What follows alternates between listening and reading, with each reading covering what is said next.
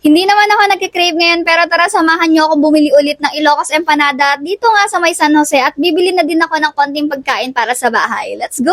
Baka magtampo ka pa niyan! Last vlog nga ay bumili ako ng Ilocos Empanada tapos nag-PM sa akin yung ate ko na bakit hindi ko siya binilhan. At ngayon nga since papunta ako sa kanya ay naisip kong dumaan muna sa San Jose. Para nga mabilhan ko na din siya. Nung nakaraan ko pa nga kasi talaga sinabi na bibilhan ko siya noon pag napadaan ako. Papahiya. Bakit? Ano kasi Cinderella?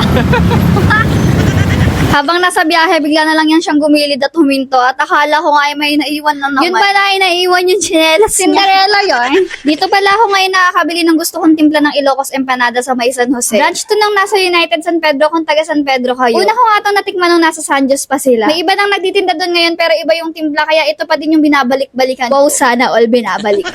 Habang niluluto pa yung order namin, bumalik ako dito sa Okayan last time at new arrival nga sila ngayon. Mura sila kahit new arrival, ngunit subalit datapot ay wala ngang mabetan si ate girl. So dito na kami dumiretso sa may palengke.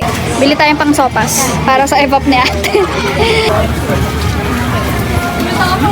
Bumili lang ang babae ng pangsahog sa sopas at onting prutas. Tapos binalikan ko na yung order namin and ready for pick up na din naman pagdating namin. Magtampo ka pa niyan! Talaga? Nag-BNK ka na rin? Kapal naman ang makeup mo. Siya na. Wala. Nasaan? Sa bahay pa. Oh, empanada. Magkano? Huwag na.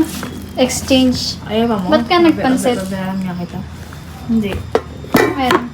So, ayun na lang muna at wala nang masabi si ate girl. Hanggang dito lang muna ang ating mini vlog. See you again on my next one. Bye!